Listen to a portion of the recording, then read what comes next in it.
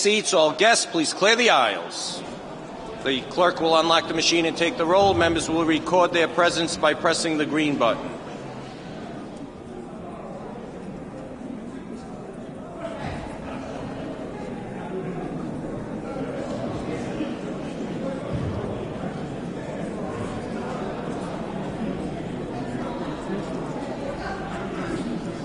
Has every member recorded their presence?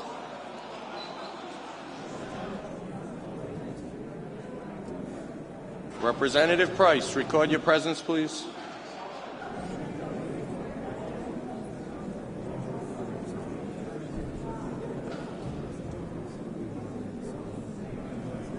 Clerk, lock the machine. We have 69 members present. There is a quorum. All rise for the invocation to be delivered by Representative Ruggiero, who will also lead us in the Pledge of Allegiance to the flag. Representative Ruggiero. Heavenly Father, accept our thanks for this day and all of its blessings. Grant that each of us will honor our responsibility to our constituents, to our fellow legislators, and to our communities. Amen.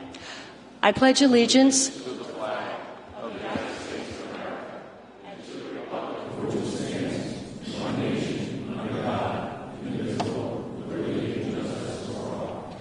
Is there any objection to the approval of the journal of the previous day? Hearing none, so ordered. Next order of business is communications. Clerk, please read. Representative Teresa Tanzi is unable to attend session today, Thursday, January 28, 2016, and Representative Mary Messier is unable to attend session today, Thursday, January 28, 2016. Thank you, Clerk. New business. Any new business out there? Representative Almeida with new business. Representative Slater, Representative Marcella with new business. Representative Natalillo with new business.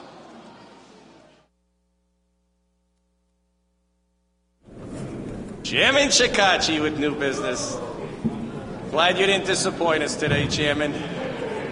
Representative Mello with new business.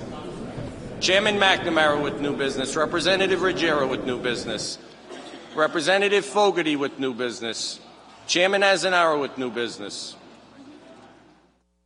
Leader DeSimone with new business. Representative Palanger with new business. Representative Costa with new business.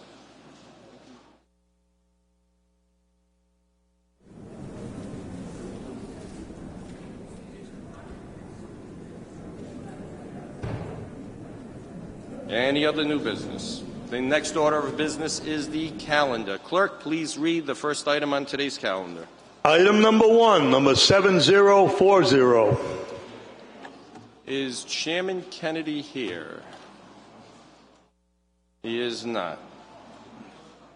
Then why don't we... All right. Let's call the second item on today's calendar, Clerk. Item number 2, number 7066. Chairman Gallison. Thank you, Mr. Speaker. Ladies and gentlemen of the House. 7066 by Representative O'Grady requires the Council on Elementary and Secondary Education to make a finding prior to approval that a new or expanded charter school will not have a detrimental effect on the finances or performance of the sending district. We had extended debate yesterday on the impact charters can have on school districts. This bill requires the Council to take those impacts into consideration. Like yesterday's bill, this bill is prospective only and deals only with new charters and new expansions. Last year, this bill passed by a vote of 64 to 8, and I move passage.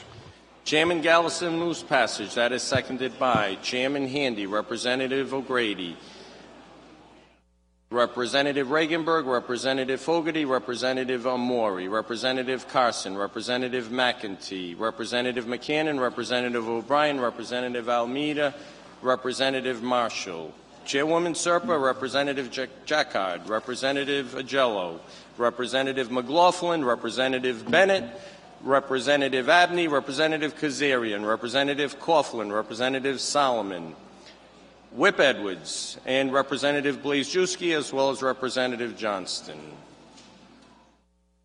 Chairwoman Macbeth. On the bill? On the bill. Okay. Thank you, Mr. Speaker. I rise in opposition to this legislation. I'm looking on page 4 where we have the new language written in blue, where it calls for the town council to make an affirmative finding that the proposed school or proposed expansion shall not have a detrimental effect on the finances. The way our funding formula is written, the money follows the child. So if even one child goes to a charter school or a mayoral academy, the finding would have to be that it wouldn't have a detrimental effect. Again, as I said yesterday, the answer isn't the legislation that was passed yesterday or the one that's here on the floor today. The answer is that we look at our funding formula. I think it's detrimental to any child, whether it's the traditional public school or a charter school, to try to make all of our children fit one mold and in one setting. We've seen children be successful in the public schools. We've seen children not be successful in the public schools, and the same thing for our charter schools or mayoral academies. I don't think this is the answer, and I think putting it to a town council to find an affirmative finding that it wouldn't be detrimental is absolutely impossible, and I think it straps certainly children like we have here today from having a choice to go somewhere else and having their parents have that choice. So I will not be supporting this. Representative Morgan. Yeah, thank you, Speaker. I have to echo Chairman Macbeth's comments. The wording is vague and overly broad. When you say any detrimental effect, it could be $20. Right? We're not giving any guidance at all in what percentage of the budget has to be affected. It's just so broad and so vague that if they lost $1, a child couldn't go to the charter school. And then they compound the writing of this legislation with academic performance, that sending children can't have any detrimental effect on academic performance. They won't know when they're giving approval what children are going to this charter school. Charter schools pick the children that go are chosen by lottery. And they're only chosen after the charter school is approved and get parents to put in applications. So how could anybody ascertain what the academic performance was going to be in the future? It's like looking into a crystal ball. So the legislation is flawed because it's an impossible standard for anybody to decide. You're asking the Department of Education to make a decision on something that's going to happen in the future. For that reason, I'm going to vote against it. It really needs to be written so that it's not vague, overbroad, and so that it's not asking the Department of Education to look into the future and figure out what children are going to go to the charter school. I encourage you to vote against it. Representative O'Grady. Thank you, Mr. Speaker. I want to address the concerns that were just raised by Chairwoman Macbeth and Representative Morgan, but before I do, I just want to remind folks, and I know we debated this on the floor last year, my motivations for putting this bill in. In 2014, we had an application for a new mayoral academy advancing through the Council of Elementary and Secondary Education, and that, Representative Macbeth, is the council in question here, not a city or town council. This new mayoral academy would draw from North Smithfield, from Woonsocket, and from Burrillville.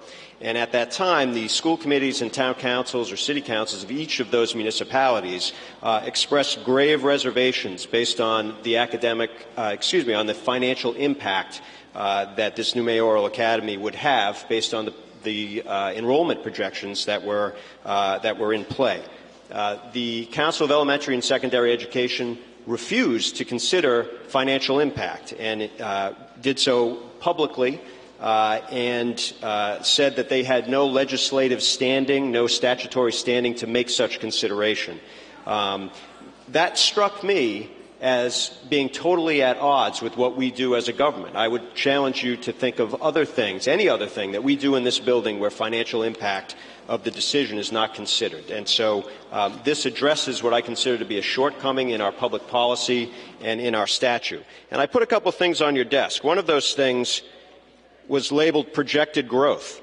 And so if you refer to this, you will see what projected growth and what financial impact the Council of Elementary and Secondary Education was refusing to consider when asked to do so by Burrillville, North Smithfield, and Woonsocket. And you'll see this is the approved growth plan that looks at fiscal years 16 through 21.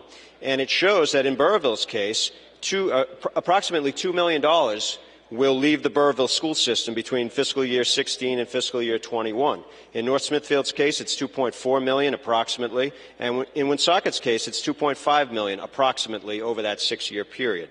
And so I would suggest that these are big numbers that raise concerns. They should have at least been taken into effect or into account when the Council of Elementary and Secondary Education was considering this application.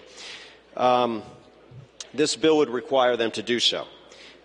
On the question of whether or not the language is overly broad, Representative Morgan, I will call your attention to our liquor license statutes. That's Title III, and specifically Chapter 3.5 in this case.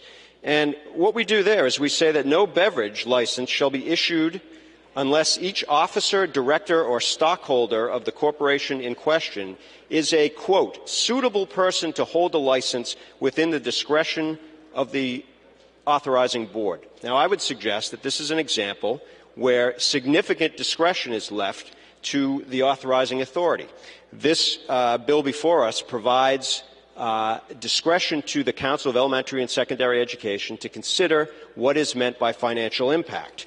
I would suggest and take exception to the suggestion that any loss of a student from a sending district to a charter is necessarily a disqualifying factor. One of the other things I've left for you today is a schedule that shows charter school tuition growth in the town of Lincoln, and it looks like this. And you will see that Lincoln has a number of schools, charter schools, that draw from the student population.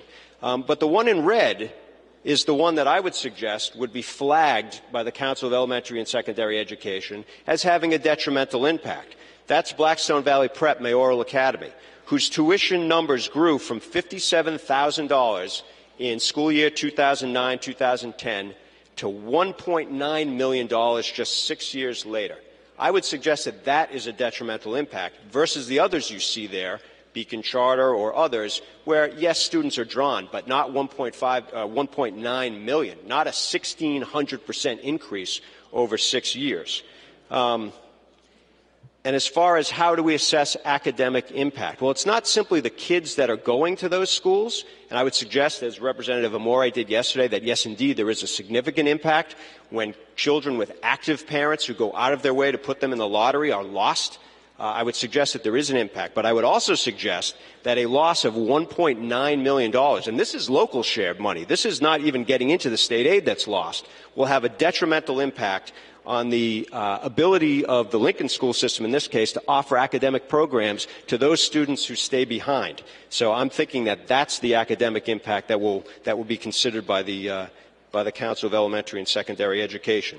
And finally, to the point that this does not fix the formula, that we have a broken funding formula, which our commission certainly cast light on, and which I believe the governor's working group has also come to that conclusion within the last couple of weeks. You're right, it doesn't fix the formula. But what we know is that the formula is broken. So let's stop the damage before it gets worse. I would suggest to the folks who are complaining that this is misguided that perhaps you would introduce some legislation that does in fact fix the formula, and perhaps model that legislation on Massachusetts. We heard a lot about Massachusetts yesterday. Well, what was not addressed is how the Massachusetts funding formula works. In Massachusetts, there are two types of charters. There's a Commonwealth charter, in which only state aid goes and no local share money goes when a student departs. And there are also what they call Horace Mann charters, in which local share money does follow the student. But in those cases, the school committees in each of those municipalities are required to approve that charter before it is established. So I believe this is solid legislation. I believe it's complementary to Representative Serpa's yesterday. I urge its passage. Thank you, Mr. Speaker. Whip Trillo. Thank you, Mr. Speaker, members of the House.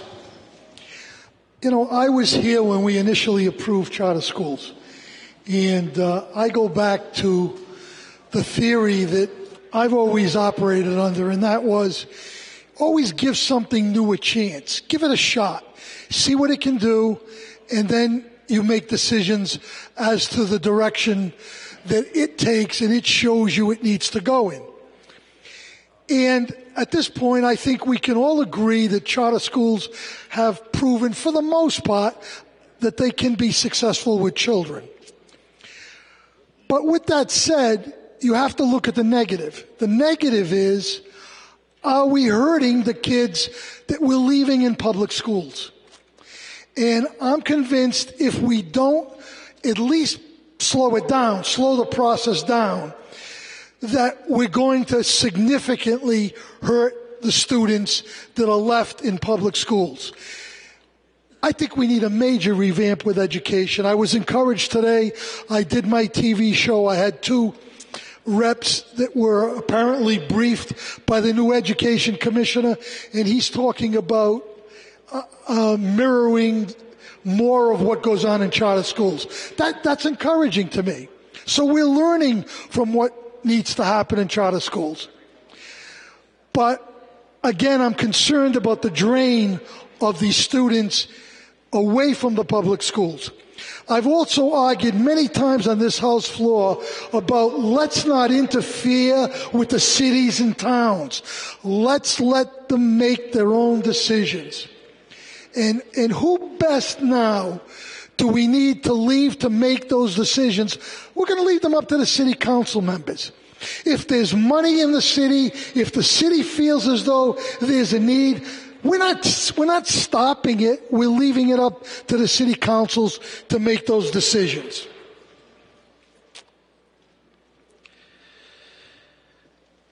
I think it's the right thing to do at this point in time, and I urge all my colleagues to support this legislation. Thank you. Chairwoman Macbeth. Thank you, Mr. Speaker, for allowing me to a second time. Going back to what Representative O'Grady was talking about with the summaries that we've been given with projected growth in schools' tuition summary, I think something that we haven't seen, and certainly I haven't seen it in my town, but when you start to get numbers like you pointed out of 168 students from a town going to a charter school, then it's time that some consolidation takes place in the public school. Is there ability to consolidate classrooms at that point? Possibly schools, putting 2 schools into 1? That hasn't been considered, and certainly I see it in my own town where we have hundreds of students that have left the public setting and are going to either private or charter schools, that should be something to consider, because that would certainly offset what you're saying would be a loss to the town. Because to me, it's not a loss to the town when we're educating children better, no matter whether it's a charter or a public school. Representative McLaughlin. Mr. Speaker, members of the House, there again, I don't want to sound repetitious, but I do want to reiterate, I believe everybody's talking about financial impacts. Okay, money follows the student. I've lived through these things. I had, 2 mayoral academies in my district, all right? And when I say talk about financial impacts, our school committee, they basically have to have a budget approved by the town council. They were looking at, $4 million financial impact, So every year it's been a struggle. What they're basically doing is just saying, hey, let's get approval from the town council. And I don't know whether this is germane or not. Speaker, you can probably help me out with this. You talk about financial impact, but the second mayoral academy that was built, okay, we actually lost in my district a park, Korea Park, all right? It's probably not relevant and germane to this situation, but you know what? Whenever you lose a park with federal government money, all right, what actually happens is you have to come up with a replacement park, all right? You know what that replacement park is currently costing us? The Courier Park was sold to our friends from Civic Builders in New York for $249,000. You know what our replacement park cost? Probably $500,000 to $600,000. All right, to replace one park. So that's just an example of what my town is going through. And I want to reiterate again. You talk about finances. We probably got St. Patrick's cost $3.2 million to build. Civic Builders owns it out of New York. There's an LLC company in Providence, which I stipulated, all right? They're trustees of Civic Builders. They probably spent about $8 or $9 million to put the second Mayoral Academy there. All the real estate goes back to New York. Everything that's built goes back to... Nobody's looked into that. And when I say that, all right, it's great, Mayoral Academies, charter schools, they're getting a great education, but the financial impact, and I can only speak to my town, is been tremendous, all right? Are they getting a good education? Yes. Is there a solution? Yeah, we got to change the fair funding formula. All right? If we don't want any child to be left without an education. But there again, how about public education? And the kids that have suffered. 6 years now, kids in Cumberland have suffered. They want to cut sports, they want to do this, they want to do that, all because they've had a drain on their money. Thank you. Thank you, Representative. Representative Corvese. Thank you, Mr. Speaker. I rise in support of this bill as I did Representative Serpis yesterday. Like Representative Trillo, I was here for the charter schools. And I still support. I supported the charter schools then in concept. I still support them in concept. But I think Representative Trillo would agree, and anyone who was here for that discussion and that debate, that one of the main purposes of the charter schools was to provide an alternative method of education for low-performing districts. We heard the phrase low-performing districts. And at the time, up until today, it's still important to think outside the box. And one of the things that we did was support the charter school system. But I think if you look at some of the charter schools and mayoral academies that have cropped up, they take students from non-low-performing districts. And therein lies the problem, especially when the money follows them. So I support this bill as I did Representative Serpis yesterday, and I hope and urge everyone to vote for it. Representative Giarrusso, just under the wire. Thank you, Mr. Speaker. I'm not going to say anything about how I feel about this bill because I think I said it yesterday. But one thing that wasn't mentioned in the Finance Committee, there was someone who testified against it from the legal side. And he did say that if somebody was to press this, they can litigate this just because of how broad it is. So, we have to be prepared for litigation too. It seems pretty logical that, given that how much is unknown, that somebody could take us to task on that. So thank you, Mr. Speaker.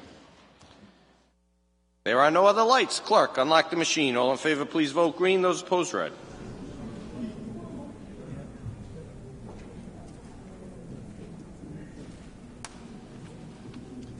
Clerk, lock the machine. We have 60 in favor, 11 opposed. The act prevails. Clerk, please read the next item. Item number 1, number 7040. Chairman Kennedy. Thank you, Mr. Speaker. This is a bill that we passed unanimously on the floor last year. We've updated it now to recognize that it's now 2016. This is legislation that I modeled after the state of Connecticut, and it would impose a series of regulatory requirements upon the electrical generation and distribution industry for the protection of consumers. Specifically, we're all about trying to give consumers transparency. For those who are leaving standard offer service with National Grid, we want them to be as informed as possible. And now that Rhode Island has become a competitive marketplace where we have companies that are offering to sell you electricity at a discounted rate, we want to make sure that you know all of the terms that you're going to be having if you make that switch from standard offer. We want you to know everything from what you need to do, when the expiration date is going to be, whether it's a variable rate versus a fixed rate, and many other things. The legislation, we heard it last week in committee, everyone who was there, from the PUC to the industry, came out in support of it, including National Grid. This is a great piece of legislation, a good piece of consumer legislation for our constituents, and I move passage. Chairman Kennedy moves passage. That is seconded by Chairman Shekarchi, Representative Marcello, Representative Phillips, Representative Tabone, Representative Barros, Representative Abney, Representative Solomon, Representative Kazarian, Representative Casey, Representative Johnston, Representative Blazejewski, Representative Diaz, Chairman Azanaro, Representative Maldonado, Representative Fogarty, Chairman Handy, Representative Ruggiero, Representative Carson, Representative O'Brien, Representative McCannon, and Representative Marshall, as well as Representative Moran. There are no lights. Clerk, unlock the machine. All in favor, please vote green. Those opposed, red.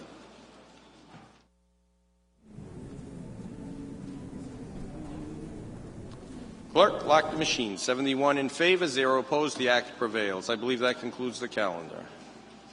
Announcements and introductions. New business. Chairman McNamara with new business. Chairman Kennedy with new business. Chairman Barros with new business. Representative Barros with new business. Representative Kazarian with new business. Representative Regenberg with new business. Representative Ruggiero with new business.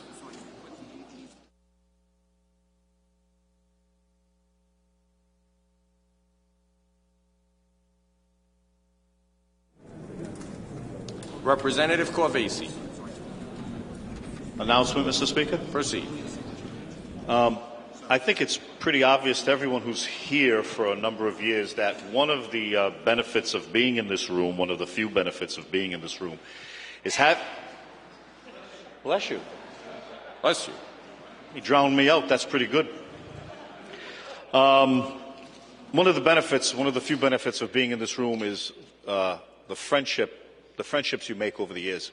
And I would just like to announce that my colleague, my dear friend, and a man that I have a great deal of respect for has his birthday tomorrow, Sam Azanaro. So I'd like everyone to give him a warm.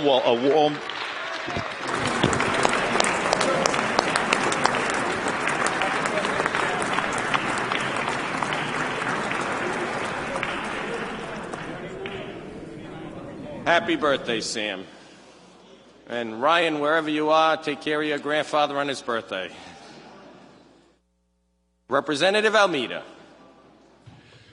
Adjournment, Mr. Speaker. Proceed. So, a little while ago, a dear lady who was originally from Newport and moved to Providence, Gertrude Sanders, she passed away. She was a woman that when she had to say something, you listened, and you did. Miss Gertrude would always tell her daughter, Linda Morrow, who actually owns a company, Strictly Typing, she would always tell Linda, well, what are you doing here at the nursing home? And she would look at her daughter and say, go to work. And that's what Linda would do, as well as take care of her mother. There were 11 children born with her husband, James, who had passed away so many years ago. And her other daughter, Juanita, who lives in Florida, is a teacher. So this family is very well known, very successful, and all because of the matriarch of this family, Miss Gertrude Sanders. So today I would like for all of us to adjourn in the name of Miss Gertrude Sanders, for she has raised 11 children. She has done well by all of them, and now the leadership of this family goes on to the next generation. She will be sadly missed. Thank you, Mr. Speaker. We will, Representative. Thank you. Chairman Gallison. Announcement, Mr. Speaker. Proceed. The House Committee on Finance will be meeting after the caucus at room 35. Thank you. Chairman Azanaro. Thank you, Speaker. Announcement, please. Proceed. Today's a very happy day in the Azzanaro household and in Ryan's, my grandson's, household. His sister, Jonna Galuccio, graduated URI this past December, and this week she passed her boards and has become an RN in Rhode Island. She has also taken on a job that she was interviewed for down in Nashville, Tennessee, at Vanderbilt Hospital, and we're going to miss her for a couple of years, but it's a great opportunity for her. So we're very proud of my granddaughter, Jonna, and I know Ryan is also. And I also need to wish my oldest daughter a happy birthday today. Thank you. Happy birthday. Congratulations to the Azzanaro family. Any other announcements or introductions? Leader DeSimone. Thank you, Mr. Speaker. At this time, I'd like to recognize a sad occasion today in the city of Providence. I think everybody knows by now that the city of Providence lost its favorite son, the former mayor of Providence, Vincent A. Buddy Cianci. And I'd just like to say a few words about him.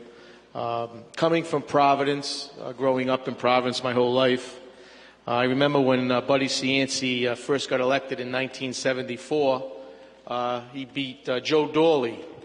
And while it's hard to believe now, because everyone always thought that the mayor of Providence would be Italian, but in them days, when Buddy ran, he was the first Italian mayor in the history of the city of Providence. So being a young Italian kid in Charles Street, Buddy Cianci came from Silver Lake, so that was a real big deal to the neighborhoods of Charles Street, Federal Hills, Silver Lake, Mount Pleasant.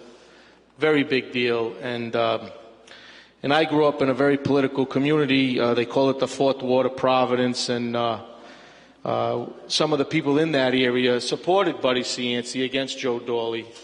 And from there, Buddy Cianci became the great celebrity, politician, mayor. He went on to do many, many things. He was always a chairperson for the city of Providence, and he was, I guess, what you would call an old-fashioned politician, right? If Buddy went in a room, he'd table the room, and everyone would love him, and he would kiss the babies, and he knew who got a job last week and who got a promotion the week before, and how he helped his sister and his brother. He was a very, very consummate, pure politician. He was a great orator, a great speaker. I can remember when he would go to the school graduations. In my own graduation at Providence College, I forget who was the guest speaker at that time when I graduated from Providence College, but Buddy Cianci's address was the best address of all of them. It was fantastic. And he always was the consummate mayor of Providence. And even when he, as he said, he went on his vacation, he always had Providence in his sights. And the people of Providence really, really loved Buddy Cianci. And I think that he responded and he loved them too. And when you look at the renaissance of the city of Providence, the renaissance of the city of Providence probably would have never happened as quickly and the way it did if it wasn't for Buddy Cianci. I mean, I can remember being up here from 1992, and when Buddy would come up here and testify before finance, he knew the facts and figures about the city of Providence, and he fought for that mall that we have. You know, he was involved when the rivers were being moved, and he just did so many wonderful things for the city of Providence. So today is a very sad day for the residents of Providence. It's a sad day for everybody who knew him. He was, you know, I have more stories about Buddy Cianci. Most of them I really can't repeat here. But they were very, very good stories. He was a very generous person. I know you don't really see that side of him from time to time, you know, when they write things about him. But, you know, Buddy Cianci was a person that if you bumped into in a restaurant or a social gathering, you could talk to him. And he always gave me a lot of good political advice. And sometimes we weren't on the same side. Most of the times we probably weren't. But he always gave me really good political advice. And he was a consummate politician and a consummate family man, church-going man. He was always good to the charities of the city of Providence. Just a fantastic, hard-working mayor, and he will be missed by the city of Providence. So with that, Mr. Speaker, along those lines, I have a House resolution in honor of Mr. Cianci, signed by you as well. I'd ask for it to be for immediate consideration and it to be read, and leave it on the desk for signatures. Thank you. Send it up, please, Leader. Deputy Speaker Lima. Thank you, Mr. Speaker, members of the House. I also want to rise and extend my deepest condolences to the Cianci family, his extended family, WPRO, Tara. I just wanted to tell you two quick stories. In fact, I was telling two new reps last night. My first encounter, I was a freshman representative, and there was a speaker's race going on, and I was a teacher in Providence. And I got called into the mayor's office, and he wanted me to come with two city workers who had supported me. And I said, no, I think I'd rather come alone. And I went into his office, and one of the funny things that they've changed it now, but he said, you know, I have a bar in the back room. Let me show you. And he opens the door to the bar, and he had 5 priests at the bar drinking in his back room. So I had chosen to support John Howard during the speaker's race. Russ Bramley during the speaker's race. And Buddy wanted John Howard because he felt John Howard would be good for his consummate baby, the city of Providence. And I said, Mayor, I already gave my word to Russ Bramley. I'm not going to switch and support John Howard. I said, I won't go back on my word. You wouldn't respect me. I wouldn't respect myself. And we kept talking, and now he gets really frustrated as he's showing me the door. And he said, you know, Lima, I won by 67% in Silver Lake. I'm going to put a housewife up against you. I said, go ahead. I won Silver Lake by 75%. I hope we could work together for the city of Providence. Well, that was the beginning of mutual respect. Buddy could give it, but Buddy liked when you gave it back, and he respected you for it. And as the leader said, he tried to come off hard a lot of times, but he really had a heart of gold. Well, I was on the wrong side of the speaker's race that time. I saved the best speaker's race for last. And Buddy and I became close friends. John Howard and I became close friends. It seems that a lot of my relationships, I start off fighting with people, and then we become the closer friends. Right, Speaker? And the second story that really shows his character, how hard he worked, how tenacious, and how funny he was, his character. There was a court case where he was a prosecutor for the Attorney General's office, and there was a very bad, dangerous criminal by the name of John Gary Robichaud. He was a big, massive, handsome man, but he was a vicious, bad criminal. And Buddy wanted to get him off the streets. He was shot multiple times when they arrested him, but he survived. So now they bring him into jail. He's awaiting trial. They got him in the laundry room. He gets in a fight with a guy, hits him in the head with an iron. This is how bad this guy was. Then he bites his ear off. So Buddy gets him into the courtroom, and he takes all these pictures of this bad guy's victims. And he wants the jury to see how bad this guy is because he wants to put him away. So he takes out the pictures. He wants to show the jury. And at the time, the defense attorney, Jack Cicilline, objected. He said, I don't want to prejudice the jury. He can't show them those pictures. So the judge says, all right, I'm going to send the jury out of the room. I want to talk to you two lawyers in private. So Buddy goes over and he puts all the pictures on the jury's rail. So they're dying to see him as they're walking out of the courtroom. They're all seeing the pictures. Jack Cicilline catches on and starts screaming, look what he did, look what he did. He showed them the pictures. Anyway, he won that case, and the man went to jail. But before he went to jail, he said to Buddy, and I have Buddy's quote here, he said, I'm going to get you. And so Buddy said, you know, he wasn't the first criminal to threaten me, but I always pay a little special attention to psychopaths. So it just shows that Buddy was bigger than life, how hard he worked, what he did for the city of Providence. He wasn't perfect. None of us was. Love him or hate him. He was a character. He demanded such a presence wherever he went. He was known nationally. He was loved by the city of Providence, and he cared about the city of Providence. He had a good heart. There'll never be, ever, another Buddy Cianci. He was very, very special. We miss you and love you, Buddy Cianci. God bless.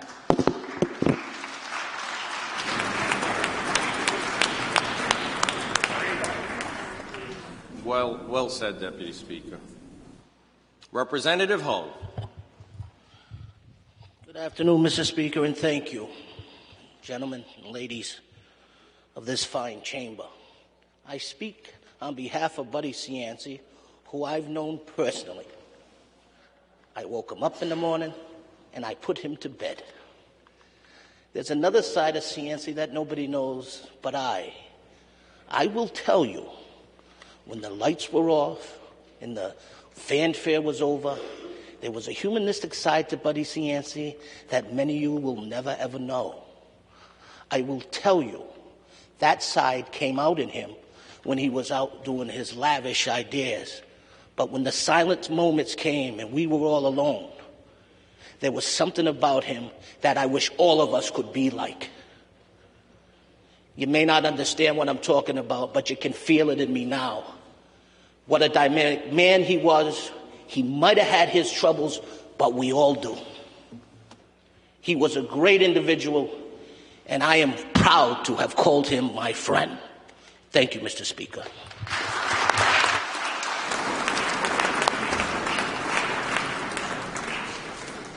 My thoughts and prayers extend to Buddy Cianci's family.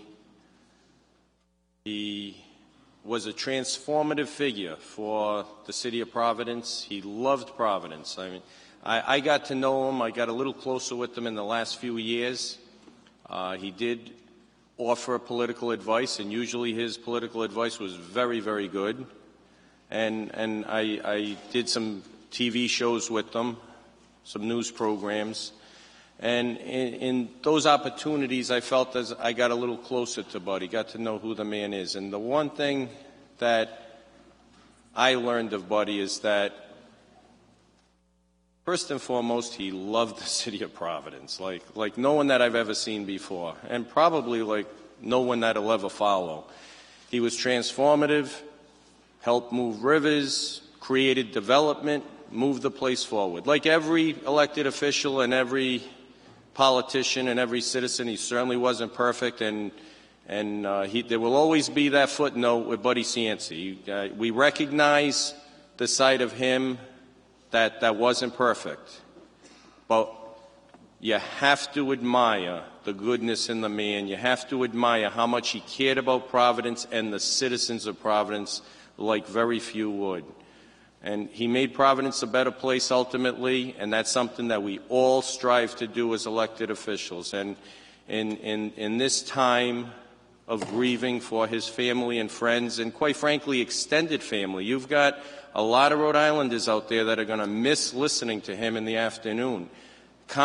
Good political conversations have come to a stop and ceased early this morning when he passed away, and Rhode Islanders are going to miss that and miss him. So to all, we'll remember all that are missing him and grieving his loss in one way or another, recognize what he's done, and keep his family in our hearts, in our thoughts and prayers. Buddy was a transformative figure, and ultimately the city of Providence and the state of Rhode Island is a better place because of his hard work. And I'm not being not mindful of the footnote, and it's always going to be there, and it's something that we all learn by. One way or another, we learn from Buddy, whether it's good political advice or you learn from different paths that you should take and paths that you shouldn't take. But he was good for the city. He cared about people, cared about his friends, loved the political process, and loved the conversation he had with the state of Rhode Island. And I believe he thought he made the place better. I believe he made the place better because of his conversation and his involvement through the political process. So, Buddy Cianci, you are in our hearts and thoughts and prayers. You and your family, you will be missed. Lita DeSimone moves House Resolution expressing deepest condolences on the passing of Vincent Albert Buddy Cianci, Jr. That is seconded by myself, Lita Newberry, Deputy Speaker Lima, Representative Carnevale, Chairman Kennedy, Representative Williams, Representative Almeida, Representative McCannon, Representative Agella, Representative Slater, Representative Diaz, Representative Blazejewski, Whip Trillo, Representative Ruggiero, Representative Hull, Representative Palangio, and the entire House of Representatives. All in favor, aye. All opposed, nay. The ayes have it. Clerk, please read and leave on the desk for signatures.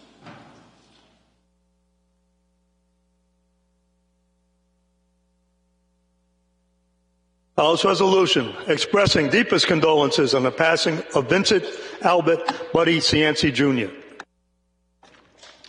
Whereas it is with great sadness this House has learned of the passing of Vincent A. Buddy Cianci, former mayor of the city of Providence, renowned radio show host, the ABC 6 chief political analyst, and a beloved larger-than-life personality.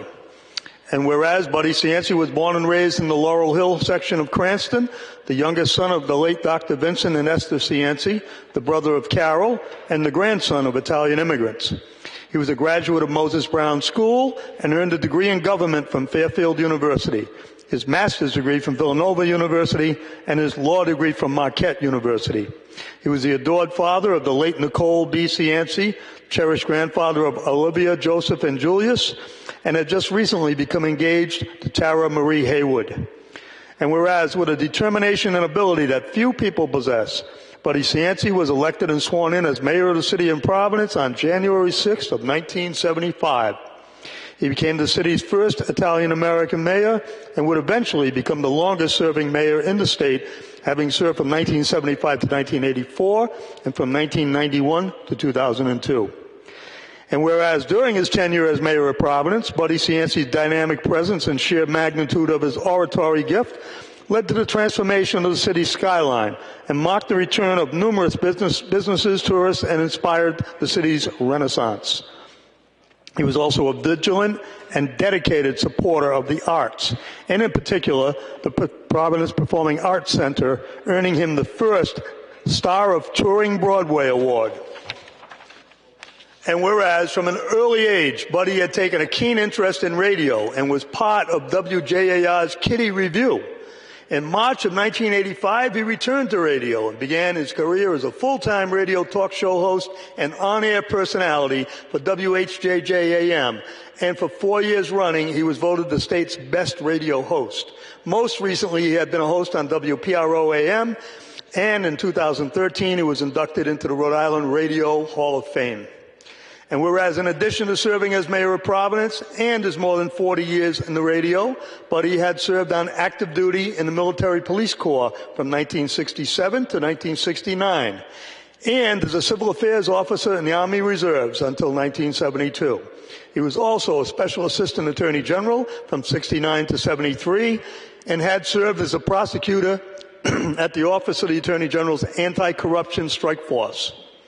And whereas it was once said that an attitude of positive expectation is the mark of the superior personality. No matter what trials and tribulations Buddy Cianci faced during his epic lifetime, he always rebounded with fervor and an enthusiasm that was infectious. His style, charisma, and passion for the city of Providence and our state have left a legacy that will never be forgotten, and he will be dearly missed. Now, therefore, be it resolved, this House of Representatives of the State of Rhode Island and Providence Plantations hereby expresses our deepest sympathies on the passing of Vincent A. Buddy Cianci, Jr. And be it further resolved that the Secretary of State be and hereby is authorized and directed to transmit a duly certified copy of this resolution to the family of Vincent Albert Cianci and Tara Marie Haywood.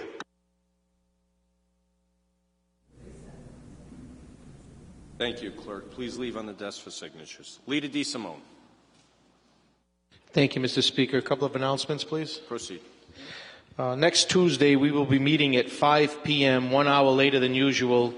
As everybody knows, the Governor Raimondo will be presenting the State of the State budget address at 7 o'clock in our chamber. In between the session and the address, dinner will be served in the Leaders' Lounge on the 3rd floor. Also, there will be a Democratic caucus tonight at the Rise in the House Lounge. Committees will be meeting at the conclusion of the caucus. Thank you. Thank you, Leader. Chairman Craven. Announcement, Mr. Speaker. Proceed. The Committee on Municipal Government will be meeting in room 203 at the conclusion of the caucus. Thank you. Any further announcements or introductions? Is there any objection to transmitting all matters on the clerk's desk to Her Excellency the Governor, the Honorable Senate, or the Secretary of State forthwith? Hearing none, so ordered. Leader DeSimone moves that the House adjourn in memory of Gertrude Sanders and Mayor Vincent A. Buddy Cianci. The motion is seconded by Leader Newberry. All those in favor, please stand for a moment of silence.